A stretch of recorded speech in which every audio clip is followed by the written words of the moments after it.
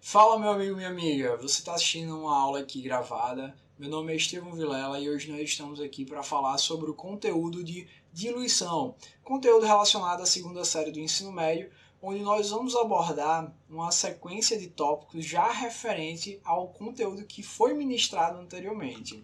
Nós falamos nos vídeos anteriores sobre como identificar uma solução, né? As características de uma solução, os tipos de soluções, e nós falamos também sobre as unidades de medida. Nesse vídeo de hoje nós vamos falar sobre diluição e volumetria, ok? Vamos iniciar pela definição do que é uma diluição.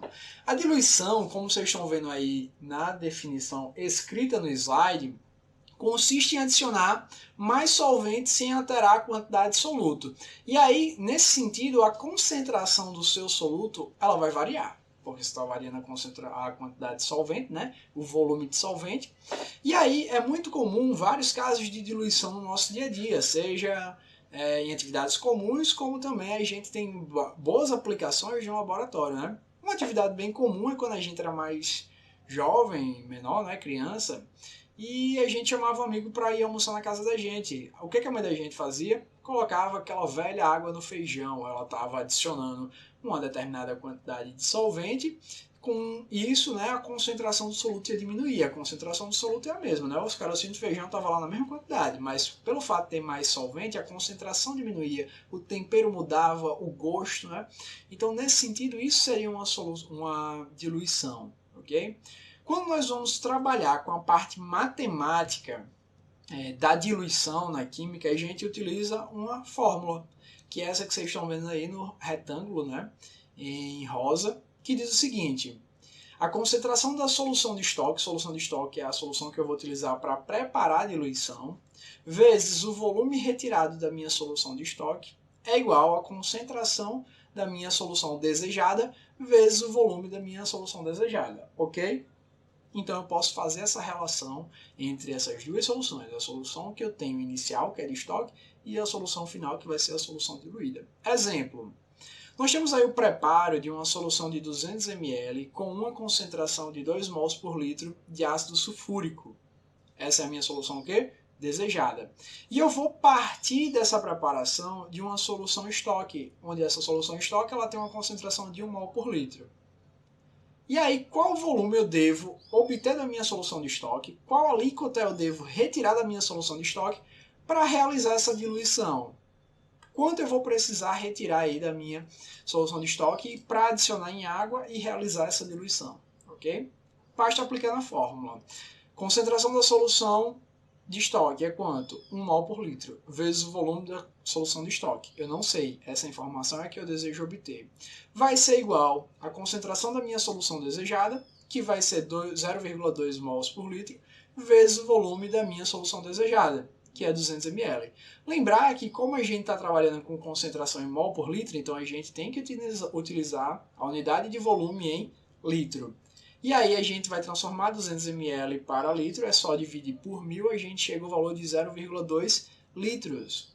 Fazendo essa operação matemática e isolando aqui, no caso, o meu volume da solução de estoque, eu percebo que eu tenho que retirar uma alíquota da minha solução de estoque num valor igual a 0,04 litros. Ok, pessoal? Perfeito? Eu posso descobrir também o valor da alíquota que eu tenho que tirar da solução de estoque fazendo uma análise matemática. E essa análise eu posso fazer o seguinte: eu não vou ter aqui a minha solução desejada, eu posso calcular quantos mols eu tenho nessa solução desejada a partir da sua concentração e do volume que eu vou preparar dessa solução e depois ver quantas ml, qual é o volume que representa essa quantidade em mols da minha substância lá na minha solução de estoque. Vamos aqui para o próximo slide para que a gente possa entender o raciocínio. Quando eu olho aqui, ó, a minha solução desejada, a solução que eu quero preparar, ela tem uma concentração de 0,2 mols por litro. E o volume que eu vou preparar dessa solução é de 200 ml, que é a mesma coisa que 0,2 litros. Então, quantos mols de ácido sulfúrico eu vou ter nessa solução? fazendo aqui uma regra de 3 ou uma análise dimensional, eu chego à conclusão que eu vou ter 0,04 mols de ácido sulfúrico. Pronto, então eu já sei qual é a quantidade de matéria, a quantidade de mols que eu tenho na minha solução desejada em relação ao ácido sulfúrico. Agora eu vou lá na minha solução de estoque saber quantos ml, quantos litros representa essa quantidade de matéria. Fazendo essa análise eu vou perceber o quê? A concentração da minha solução de estoque era de 1 mol por litro. Então significava dizer que a cada 1 litro eu tinha 1 mol de ácido sulfúrico. Então, qual é o volume que eu tenho que ter dessa solução para me ter a mesma quantidade em mols da minha substância? 0,04, que é a quantidade em mols da minha substância que eu tenho, vai representar o volume da solução de estoque. Fazendo essa regra de 3 ou análise dimensional, eu consigo chegar ao mesmo resultado, 0,04 litros. E qual é então o raciocínio que eu tenho? O raciocínio que eu tenho é que para preparar uma solução de 200 ml, tá? Com concentração de 0,02 mols, que é o que o meu problema aqui ele abordou, eu preciso ter uma alíquota, eu preciso retirar uma quantidade de 0,04 litros, que no caso é 40 ml, da minha solução de estoque e diluir isso em 200 ml de água. E assim eu realizei uma diluição, variei a quantidade do meu soluto, não apenas do solvente, certo? E aí eu tive uma variação na concentração da minha solução, ok? Passando para o próximo tópico, a gente vai ver que existe um tipo de diluição, que é a diluição de mistura de soluções de mesmo soluto e mesmo solvente. Então, imagina o seguinte aqui, todo mundo provavelmente já deve ter em casa acontecido aquela situação onde o pai ou a mãe entope, né, o tio, a avó, seja lá quem for, um cano. E aí ele vai lá e compra a famosa soda cáustica. Para desentupir esse cano, né, ele pega a soda cáustica, dissolve, né, em água, e aí ele prepara uma solução para jogar essa solução no cano.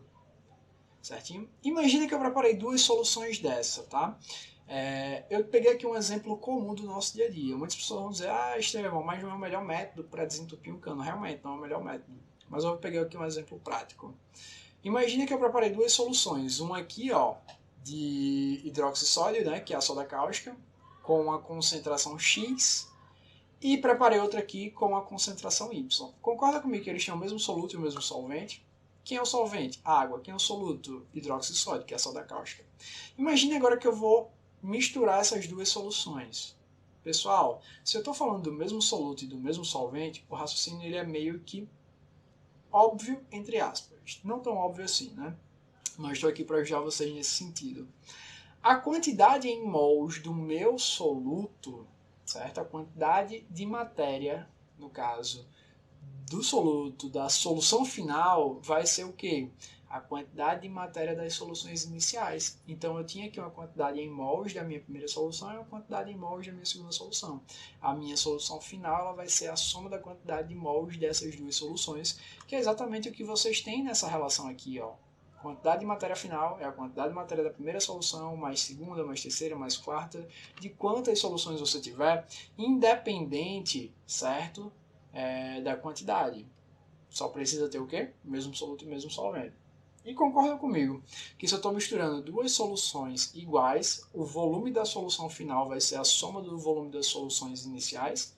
Então, ó, eu cheguei a essa outra relação matemática. Volume da minha solução final é o volume da minha solução 1, mais o volume da solução 2, 3, 4 e assim diante, em quantas soluções você tiver. O que você precisa prestar atenção é o seguinte: tem o mesmo soluto e o mesmo solvente? Tem. Então você pode preservar, né, essa relação matemática. E aí a gente chega à ideia que, utilizando daquele princípio, ó, lá daquela fórmula de diluição que a gente tinha no início, a concentração final da minha solução desejada vezes o volume final da minha solução desejada vai ser o quê? Vai ser a concentração da minha primeira solução vezes o volume da primeira solução, mais a concentração da segunda solução vezes o volume da solução, e assim em diante. Ok? E aí eu posso utilizar essa fórmula aí, essa expressão matemática, para fazer os mesmos cálculos que eu fiz aqui para esses exemplos anteriores, ok? Só o que eu preciso saber é que no final eu vou ter apenas um único soluto, certo? e a concentração dele depende de quem? Das duas soluções iguais que eu misturei. Certinho? Ocorre reação aí? Não. Certo? Não existe reação. E é tanto que a gente tem um tópico mais à frente, que é, vocês estão vendo aí, né? Que é mistura de soluções de mesmo soluto e solvente. Calma aí. Vocês estão vendo que tem um próximo tópico que fala assim, mistura de soluções de mesmo solvente e solutos diferentes em reação. O que vocês viram aqui nesse primeiro tópico, mistura de soluções de mesmo soluto e mesmo solvente, é uma mistura que não tem reação porque você está trabalhando com a mesma substância. Então, quando você coloca, não existe aí reação química. Na próxima, você vai ter solutos diferentes, mas você não vai ter reação. Estevão, como assim? Eu vou colocar substâncias diferentes e não vai ter reação? Sim, porque provavelmente essas substâncias elas têm um íon em comum. Então, se não existe reação, nesse caso, não vai formar novas substâncias, eu não vou precisar calcular a concentração de uma nova substância. Entretanto, como o volume vai mudar, porque eu estou pegando duas soluções e misturando elas duas, a concentração aí dos meus solutos diferentes, ela também vai mudar. Mas a quantidade de matéria muda? Não, a quantidade de matéria permanece da mesma forma. E aí vamos dar uma olhada aqui, ó, no exemplo. O primeiro exemplo diz o seguinte: cálculo da concentração de quantidade de matéria de 50 ml de uma solução composta de 10 gramas de cloreto de sódio. Cloreto de sódio é aquele velho sal de cozinha, né? E 10 gramas de sacarose. Sacarose é o nosso açúcar. Primeiro passo, o que é que a gente faz? A gente tem que saber qual é a quantidade de matéria que eu tenho aqui, certo? Nessas quantidades dos meus solutos. Em 10 gramas de cloreto de sódio, eu tenho qual quantidade de matéria? Em 10 gramas de sacarose, eu tenho qual quantidade de matéria? Lembrar que quantidade de matéria, que é o número de mols, né? É igual a quem? A massa da minha substância, no caso aqui a informação foi o quê? Que eu tinha 10 gramas de cloreto de sódio e 10 gramas de sacarose, dividido pela massa molar da minha substância. Essa massa molar aqui, você pode fazer o cálculo dela através da soma das massas atômicas dos seus elementos. No caso aqui, ó, a massa do sódio é 23 na tabela periódica.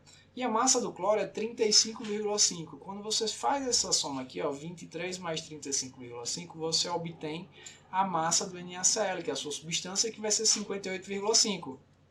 Como a gente está falando de massa molar, então a unidade de medida que a gente utiliza é grama por mol. E aí, fazendo essa divisão, ó, 10 gramas de cloreto de sódio dividido pela sua massa molar, eu sei que em 50 ml de uma solução aí, né, que ele me falou, eu vou ter, ó, uma quantidade de matéria igual a 0,171 mols de cloreto de sódio. E qual vai ser a quantidade de matéria de sacarose? Preciso calcular, não é, ó, a minha massa da minha sacarose, que vai ser 12 é a quantidade aqui de átomos que eu tenho de carbono, vezes a massa atômica do carbono. A massa atômica do carbono é 12, se a gente for na tabela periódica, mais 22 vezes a massa atômica do hidrogênio, que é 1, se a gente for na tabela periódica, mais 11 vezes a massa atômica do oxigênio, que é 16. Fazendo esse cálculo aqui, a gente chega à massa atômica da sacarose, a massa molar, né, da sacarose, que é de 342 gramas por mol. Lembrar que grama por mol é porque eu estou trabalhando com massa molar. Dividindo 10 por 342, eu chego a um resultado de 0,029. Então eu sei que 50 ml dessa solução, eu tenho que aí 0,171 mols de NaCl e 0,029 mols de sacarose. Só que ele não pediu para me determinar essa concentração. Concentração é o quê? Quantidade de soluto pelo volume da minha solução. Ok? Se vocês deram uma olhadinha aqui no slide, tem um erro de digitação aqui, onde o volume está em mol, mas não é mol, tá, pessoal? Aqui é litro. Então, quando você for dividir, você vai dividir a quantidade de matéria de NaCl, 0,171 mol, por 0,050 litros. 50 ml é a mesma coisa que 0,50 litros. Isso vai dar 3,4 mol por litro. Então, a concentração do seu cloreto de sódio NaCl é 3,4 mols por litro. E a concentração da sacarose vai ser 0,029 mols, que foi o que a gente achou dividido por 0,050 litros, tá? Que é o volume da solução. Isso vai dar 0,6 mols por litro. Então perceba que quando eu faço uma diluição, quando eu misturo duas soluções, onde elas têm soluto diferente, eu vou ter dois solutos e cada um vai possuir a sua concentração nesse caso. Ok, pessoal? Passando aqui, ó, para o próximo tópico, a gente vai falar da estequiometria de reações em solução aquosa, certo? Vamos olhar os nossos tópicos. A mistura de soluções aquosas com solutos diferentes pode resultar em uma reação química. Então, se eu pego duas soluções e misturo as duas e elas têm solutos diferentes, pode existir reação química. Estevão, mas você não disse no tópico passado que existia a mistura de soluções com solutos diferentes que não tinha reação química? Sim, é aquelas substâncias que têm um íon em comum, por exemplo. Como assim, Estevão, um íon em comum? Imagina que eu pego NaCl, cloreto de sódio, e KCl, cloreto de potássio. Os dois vêm do mesmo íon em comum, cloreto. Então, nessa reação aí de dupla troca, não existe formação de novas substâncias. Por isso que não existe reação. A reação de dupla troca é só o termo que a gente utiliza para imaginar que existiria uma troca de cátions e ânions, mas não existe, nesse caso aí, reação química. Agora você pega aqui, nesse exemplo, um ácido e uma base. Aí sim, eu tenho solutos diferentes, vai existir reação química. Então, como vocês estão vendo no tópico aí, é possível calcular a concentração das espécies químicas envolvidas nessa reação. Exemplo, que volume de uma solução de hidróxido de sódio, ó, vocês estão vendo aqui NaOH, de concentração 6 mols por litro, opa, ele já disse a concentração aqui da minha primeira substância, do meu primeiro, a primeira substância que está envolvida, né, na reação, é 6 mols por litro.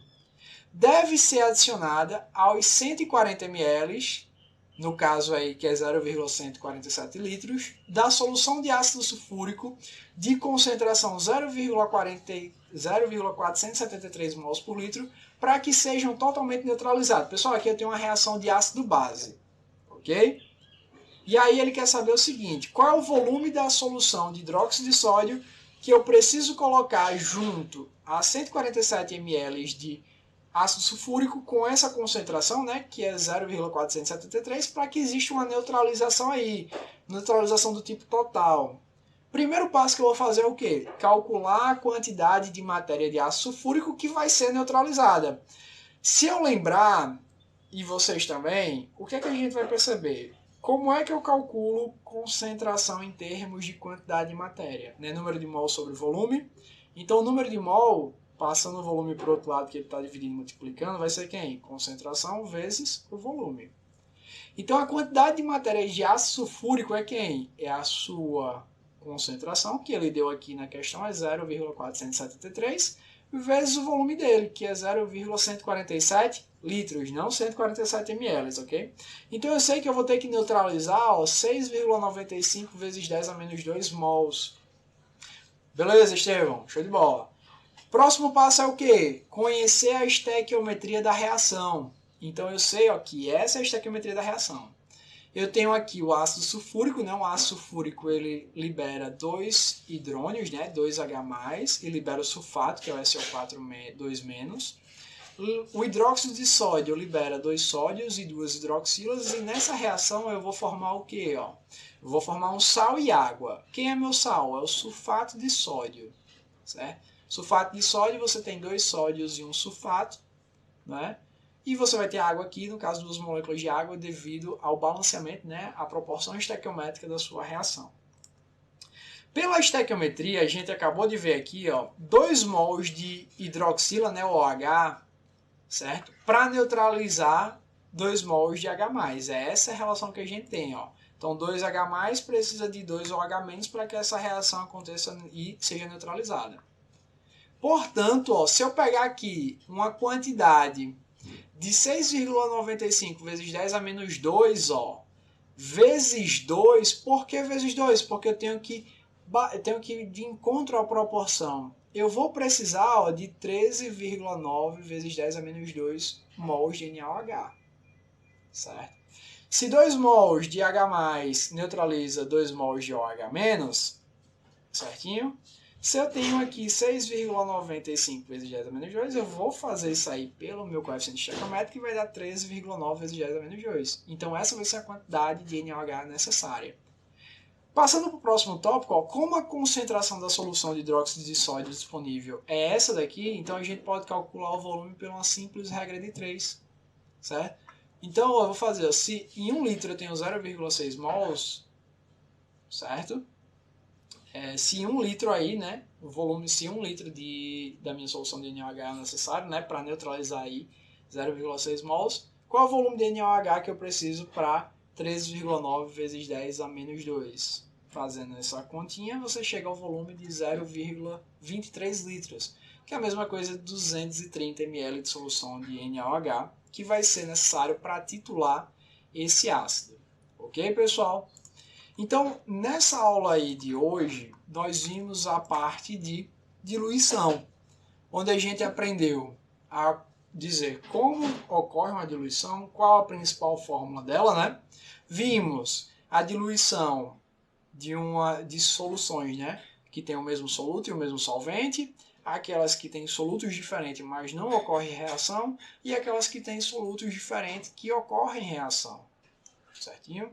Qualquer dúvida que vocês tenham, pode deixar aqui nos comentários para que a gente possa responder, acompanhar vocês. E o interessante é que vocês revejam esses vídeos, parem os exemplos e tentem desenvolver com calma. E aí vocês dão play e percebem como foi feita a execução.